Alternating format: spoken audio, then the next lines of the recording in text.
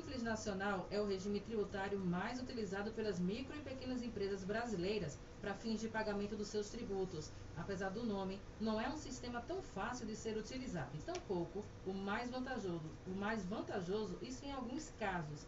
E é justamente sobre as vantagens e desvantagens desse sistema que iremos conversar hoje com André Tenório, consultor de empresa da SAF Consultoria.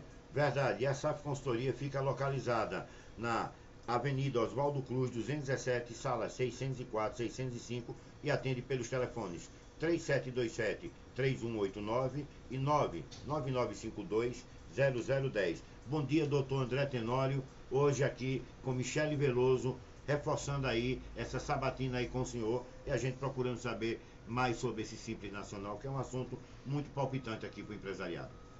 Bom dia, Wagner Gil. Bom dia, Michele Veloso. Bem-vinda aqui à bancada, né? De volta.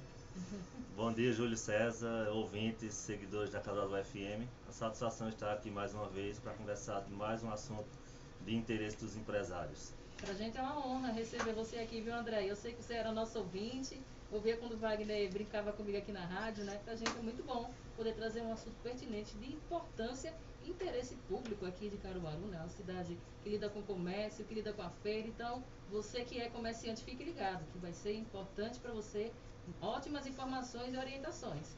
E é justamente sobre o que Michele acabou de dizer, uma cidade de muitas empresas, de muitas grandes, pequenas, médias empresas e um comércio informal que foi virando MEI, foi virando micro. E eu pergunto ao senhor, quais as empresas que podem fazer parte a opção pelo regime do Simples Nacional e até quando pode ser feita essa opção, doutor André?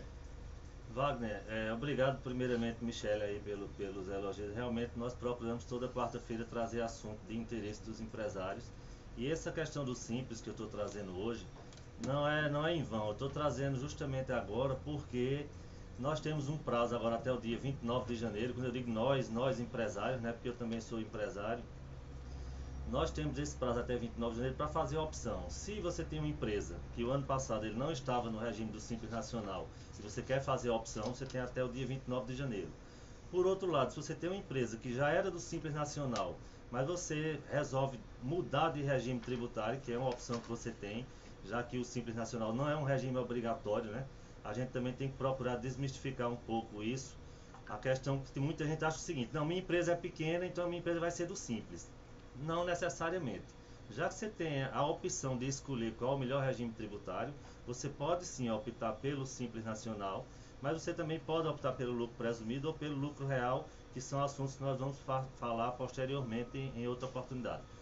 Mas a questão, o que você me perguntou, Wagner, as empresas que podem optar, né, as que podem fazer a opção, são as microempresas, que faturam até 360 mil no ano, ou as empresas de pequeno porte, que são aquelas que faturam até 4 milhões e 800 mil reais por ano. Então essas aí elas podem fazer a opção desde que a atividade dela não seja impedida de participar do Simples, porque o Simples, apesar do seu nome, mas ele pode ser simples, mas não é tão fácil. E tem alguns detalhes, algumas questões aí que nós vamos conversar hoje aqui, que você, por exemplo, pode ter um faturamento bem abaixo de 360 mil, quer ir para o Simples Nacional, mas não pode, ser impedido. E quais são as empresas que são impedidas de optar pelo Simples Nacional? Michele, primeiramente são as que excederem esses limites que eu falei antes, né? 360 ou 4 milhões e 800. E algumas atividades, como a gente poderia citar alguns exemplos, como comércio atacadista de cigarros, as factories, né? Os planos de auxílio funeral, empresas de aluguel de imóveis próprios, as incorporadoras, são aquelas empresas que constroem imóvel para vender, os loteamentos. Essas empresas não podem optar pelo Simples Nacional por conta da atividade, independente do faturamento delas. E também a empresa que tem como sócio uma pessoa jurídica. Às vezes acontece de você ser uma pessoa física, constituir uma empresa, mas o seu sócio não é pessoa física, é pessoa jurídica. Então aquela empresa não vai poder optar pelo Simples. Doutor, nesse caso aí, quais os impostos que estão incluídos dentro do Simples Nacional? Wagner, o Simples Nacional ele engloba vários tributos federais, estadual e municipal. Então ele inclui o imposto de renda, contribuição social, PIS, COFINS, o IPI para as indústrias, o ICMS e o ISS, que aí vai variar. ICMS para quem é do ramo de comércio ou indústria e ISS para quem é prestador de serviço. Então ele engloba todos esses impostos e você paga uma única guia referente ao recolhimento de todos eles. Daí é que se chama o nome simples, né? Ele simplifica o recolhimento. Você faz uma guia só e paga. E existem impostos, quais estão incluídos aí então no Simples Nacional?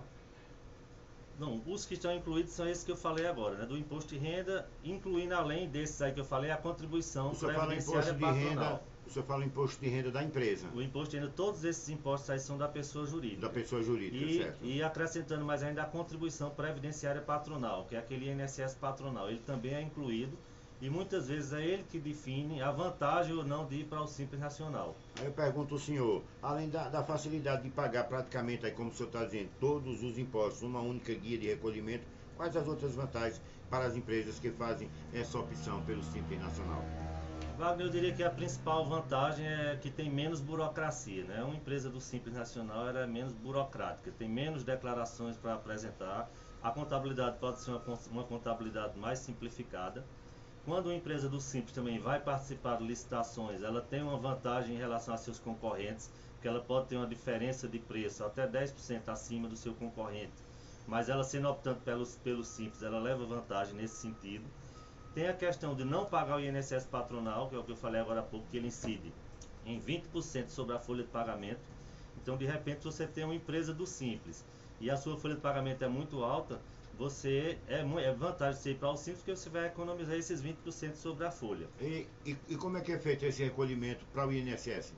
O recolhimento para o INSS é feito incluído dentro do Simples Nacional, mas um percentual bem mais baixo do que essa parcela patronal que você paga quando não está no Simples. Isso não contribui para ficar um rombo na Previdência não, doutor? Não, isso aí é um incentivo. Ele não vai deixar de recolher, mas ele vai recolher menos. Mas não deixa de ser um incentivo para as empresas que são beneficiadas por serem do Simples Nacional exclusivamente. E qual o máximo que se pode faturar sendo Simples Nacional? Michel, aí tem uma pegadinha que eu falei no início, nos 360 mil microempresas e 4 milhões e 800 para as empresas de pequeno porte, mas tem um detalhe aí que às vezes a pessoa não atenta, que é a questão do sublimite. O sublimite é o quê? 4 milhões e 800 é o limite federal, a nível federal. Mas os estados, eles estabeleceram um limite mais baixo. Então o limite é 3 milhões e 600.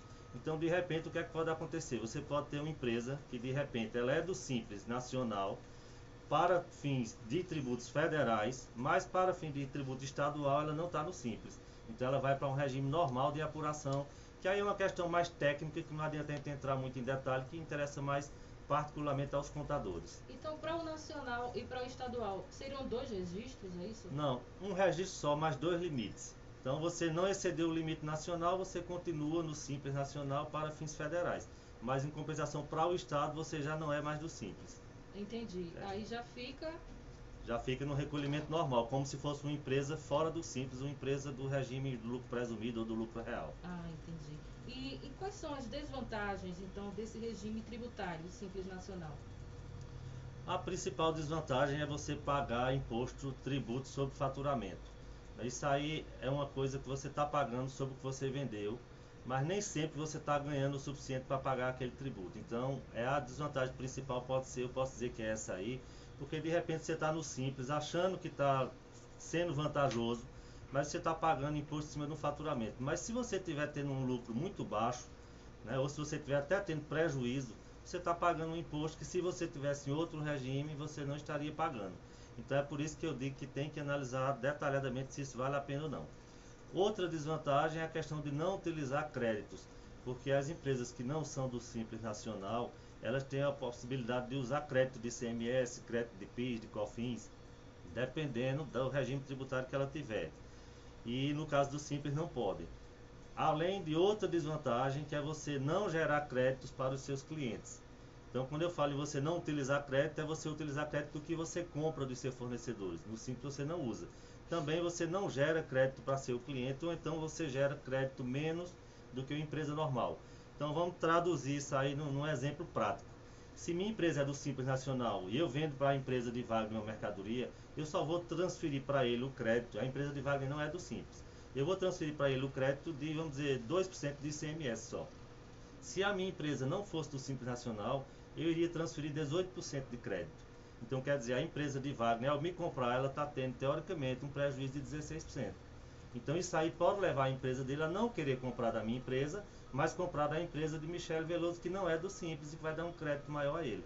Entendeu? Isso são detalhes que têm que ser analisados, que o empresário tem que sentar estudar o caso junto com o seu contador e não simplesmente ir para o Simples porque a empresa dele é pequena. Entendi. E como se pode fazer para ter certeza de que o Simples Nacional é a melhor opção, né, para a empresa do empresário? Análise, tem que ser feita uma análise criteriosa, é o que eu digo, o contador é importante, é uma peça fundamental nesse caso aí. O empresário tem que chamar seu contador, conversar, analisar, ver qual percentual ele está pagando de tributos e ver se realmente é vantagem, ver quais são as outras opções que ele tem, porque de repente ele pode estar pagando mais do que devia, mudar de opção e vai pagar menos imposto. E o momento é esse. Agora, nós temos agora aproximadamente 15 dias, que ainda dá tempo de se fazer essa análise aí, baseado no que você pagou de imposto no ano de 2020, você pode fazer uma projeção de quanto vai pagar esse ano no regime do Simples Nacional ou em outro regime. Então esse é o momento ideal e a melhor forma de fazer é essa aí. Doutor, eu queria mudar um pouquinho de assunto, mas dentro dessa questão de tributos, né, eu queria que o senhor fizesse uma análise aí, como o senhor analisa a saída da Ford. A gente sabe que tem uma questão mundial da empresa, tem uma questão nacional também, porque a gente tem uma carga pesada, pouca perspectiva de crescimento, reforma não anda no Congresso, um ambiente político tumultuado. Eu queria que o senhor fizesse uma análise. A mídia nacional vem batendo na tecla 5.500 empregos, mas eu tentei me aprofundar no assunto no dia de ontem, são mais de 40 mil empregos diretos das empresas que fornecem através de uma cadeia de produção de insumos para a produção de veículos, né, em áreas carentes, como no Ceará, por exemplo, na Bahia e também no interior de São Paulo, no Ceará. Sem contar, né, doutor, que é a primeira indústria de automóveis a se instalar no país. Pois é, Wagner, essa decisão da Ford é lamentável e, como você falou, não deixa de ser uma questão de estratégia da empresa a nível mundial. Ela tem feito isso também em outros países, inclusive alguns da Europa. Mas é lamentável isso aí, porque o prejuízo não é só o que está se alardeando aí, a perda de 5 mil empregos. Isso aí é só a ponta do iceberg, né? A gente sabe que o prejuízo é muito maior do que isso. Existe toda uma cadeia que vive dependendo daquela indústria automobilística. Tem a questão da arrecadação dos tributos, né? Como por exemplo o município feito de Camaçari, a maior fonte de arrecadação dela era justamente a fábrica da Ford. Então imagina o prejuízo para um município desse. Eu comparo inclusive o seguinte, que a gente estava conversando aqui em off antes. Imagina se tiram a Feira da Sulanca de Caruaru. Então o abalo que daria na arrecadação do município, né? Tanto em termos de ICMS, do repasse de ICMS, quanto em termos de ISS, dos serviços que rondam todo o processo produtivo ali que alimenta a Feira da Sulanca. Então não é só isso. E por outro lado, a gente tem que ver também a questão seguinte, não trata-se somente de questão de subsídio. A Ford não está saindo por conta de não ter subsídio. Todas as empresas automobilísticas, as indústrias, têm um subsídio, sempre tiveram, né? Isso aí é um subsídio que vem acontecendo já há vários anos e que o governo atual... Desde a fundação, né, dessas empresas, desde a implantação, na verdade, dessas empresas aqui. E o governo atual mantém esse subsídio, não retirou. Então, quer dizer, não foi porque o governo retirou o subsídio que a Ford está saindo. Ela está saindo porque ela viu em outro mercado melhores oportunidades. Então, por que ela vai manter a fábrica da Argentina, a fábrica do Uruguai? Porque ela viu que lá é mais vantajoso do que aqui. Isso aí está sendo um sinal de alerta para a gente em relação, inclusive, a outras montadoras. Né? A Ford está sendo a primeira. Eu ia até comentar, por exemplo, qual o risco que a gente tem, por exemplo, de ver a Fiat fechar a fábrica aqui em Goiânia. Há um risco latente aí. A gente sabe que o investimento, as questões são diferentes, né? Porque a Ford ela perdeu muito mercado no mundo, porque ela parou de investir em tecnologia. Eu digo carros híbridos, carros elétricos, é o que ela está tentando investir agora e fechando algumas plantas. E a perspectiva de crescimento no país é muito pouca, né? Esse ambiente político tumultuadíssimo e uma reforma tributária que se fala e nunca se anda. Como contador, você acredita que realmente é possível ter uma reforma tributária aqui no Brasil? Tantos interesses em jogo? Eu acredito e espero que pode acontecer, velho. Agora não vai ser a reforma tributária dos sonhos de todo mundo, né? Vai ser uma reforma tributária que vai tentar atender a vários interesses, então fica difícil de fazer a reforma tributária perfeita, né? Mas ela é necessária. E a questão da retirada, por exemplo, você falou de uma indústria feita da Fiat aqui de Pernambuco, imagina o abalo que daria no estado. Acho difícil isso acontecer, porque é uma empresa recente, ela investiu muito, ela vai querer passar bastante tempo aqui no estado. Mas isso aí tudo é possível. Eu acho que tem que ligar. As reformas são importantes, são urgentes. A reforma tributária é importante, inclusive para acabar com os subsídios. Porque se tiver uma reforma tributária bem feita, vai cortar os subsídios e todos vão pagar tributo com mais justiça, com mais igualdade. Será que, além da empresa automobilística, esse impacto vai ser sentido por outros setores também, começando pelo automobilismo, né? Vários setores, Michele. Eu acho que vários setores serão atingidos, porque tem toda uma cadeia, né, ao redor daquilo ali, o fornecedor de autopeças, né? Detalhe aí, Os né, prestadores doutor? de serviço em geral, né, que prestam serviço para aquela montadora e até para outras empresas que prestam serviço para a montadora, porque isso aí é um efeito cascata, né? Muita mão de obra qualificada nesse meio aí, né? Porque o setor automobilístico é um setor de alta tecnologia, né? E muita mão de obra qualificada vai ficar aí desempregada. Vamos torcer aí para que a iniciativa do governo da Bahia, né? Que já foi de conversar com o governo da China, tem agenda com a embaixada do Japão na próxima semana para tentar ocupar aquele parque de Camaçari com outra montadora e de certa forma manter a maioria daqueles empregos ali. Exatamente. Atitude louvável. Porque isso aí foi uma boa atitude, porque o risco de aumentar a quantidade de desempregados, nós já temos 14 milhões de desempregados, isso aí pode aumentar. Isso aí é mais um exemplo também de pessoas que vão cair no mercado de trabalho procurando emprego, vão ter dificuldades. Outros vão decidir empreender por conta própria, já que vão receber as suas indenizações, vão empreender, mas correm o risco de não serem bem-sucedidos. Né? Tem a pessoa que sempre foi empregada de uma grande empresa como essa, de repente bota um negócio próprio e o negócio não dá certo. Às vezes inicia sem estrutura, sem um planejamento, que a gente já conversou em outras oportunidades. Então tudo isso aí é uma coisa que a gente não tem nem como calcular o prejuízo que isso aí vai causar. O Jorge Martins pede para eu perguntar, Wagner, pergunta ao doutor André Tenório, porque a Ford tinha um acordo de estabilidade de emprego até final de 21 em algumas de suas plantas. Como fica essa estabilidade? Ela paga aos funcionários a estabilidade?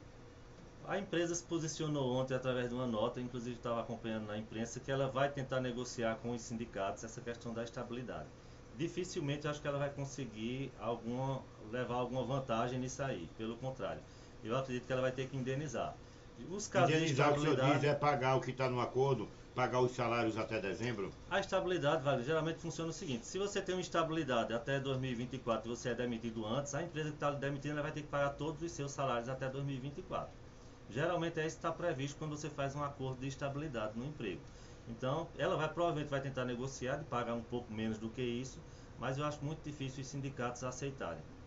Ok, 7 horas e 46 minutos. Eu queria, doutor André Tenório, agradecer demais sua participação hoje aqui no Jornal Vanguarda da Caruaru FM. Parece um tema chato, mas é um tema bastante palpitoso, né? Principalmente para você, empresário que está atuando aqui, né? Está começando o ano, às vezes um ano muito difícil, um ano de 2020, né, doutor André Tenório? E você tem uma consultoria, você tem uma informação, você profissionalizar essa informação da sua empresa é fundamental para você não só recuperar o que você perdeu em 2020, como também você partir para cima e tentar se manter no mercado. Exato, Wagner. Nós estamos agora no momento de você decidir o futuro da sua empresa para o ano 2021. Então, se o ano 2020 foi difícil, o ano 2021 nós devemos ter um primeiro trimestre, talvez até um segundo difícil ainda, por conta da falta da vacina, né? Isso aí a gente não pode deixar de falar, que a vacina é um fator fundamental, mas isso não impede de você planejar, fazer o planejamento, estudar, e a opção pelo Simples Nacional, que é o que nós conversamos hoje, ela é de fundamental importância. Você faz a opção, você não faz, você está no Simples e sai do Simples, vai para outro regime. Então tudo isso tem que ser decidido agora até o dia 29, por isso nós falamos desse assunto. E na próxima semana, já antecipando, Já ia lhe perguntar. Na próxima semana nós vamos trazer outro regime, porque de repente você ouviu o que nós conversamos hoje e você ficou em dúvida se vale a pena ficar no Simples ou não, mas se eu não ficar no Simples, qual a opção que eu tenho? Então na próxima semana nós vamos falar sobre o lucro presumido, que é outra opção tributária que você tem, e eu vou explicar direitinho como é que ele funciona, em todos os detalhes, e estou à disposição para quaisquer dúvidas aí, quem quiser fazer qualquer pergunta também, estou à disposição. Lembrando aqui que o doutor André Tenório, ele presta essa consultoria ao Jornal Vanguarda da Caruaru FM, através de um patrocínio da SAF Consultoria, uma empresa nacional com raízes também, filial aqui em Caruaru, na Avenida Oswaldo Cruz, 217, nas salas 604 e 605, atendendo pelos telefones, prefixo 81 3727 3189 e pelo WhatsApp 99952 0010. Doutor André Tenório, queria agradecer o presente aí que o senhor trouxe aí para a equipe do Jornal Vanguarda aqui da Caruaru FM. Valeu demais, uma lembrança importante que vai servir para a gente no nosso dia a dia. E dizer que para a semana estaremos aqui para falar com o senhor. Já estão perguntando aqui quando é que o homem vai falar de imposto de renda. Está chegando aí a data. Quando tiver pertinho de já abrir aí para fazer a declaração, a gente já traz o doutor André Tenório aí para tratar desse tema também. Exato. Assim que estiver mais próximo, a gente com certeza vai falar muito a respeito de imposto de renda de pessoa física também, que interessa a todos nós, né? E eu queria agradecer mais uma vez a vocês aí, a Michelle também, pela participação. Hoje foi muito legal aqui também o bate-papo entre nós três. E só fazer um registro agora, para não deixar passar em branco, ontem foi o dia do empresário contábil. Então eu queria parabenizar a todos os empresários contábeis, meus colegas contadores que também são empresários. Ontem, como foi nosso dia, parabéns aí para todos os colegas. Aproveitar e mandar um abraço especial aí para 2 amigos contadores que eu tenho, meu amigo Márcio Salles, né, meu amigo, irmão, é mesmo que a gente seja irmão, e também a Raquel Andrade, uma pessoa que mora de uma forma especial no meu coração. Estudamos juntos no Colégio Municipal, ela fã do seu trabalho, disse que o senhor é um dos caras que mais entende de contabilidade. Então, a essas 2 figuras, e também a Júnior Contábil, aqui do prédio, aqui, Sebastião Luna, eu deixo, parabenizo toda a categoria. Parabéns a todos, mais uma vez, e obrigado pela audiência. 7h50, o intervalo é rapidinho. Na volta, a gente vai falar de esportes e uma música muito especial. E a música de hoje vai ser uma homenagem a ela, a Michelle Treloso. Rapidinho o intervalo, vá, Tivo. Vamos fazer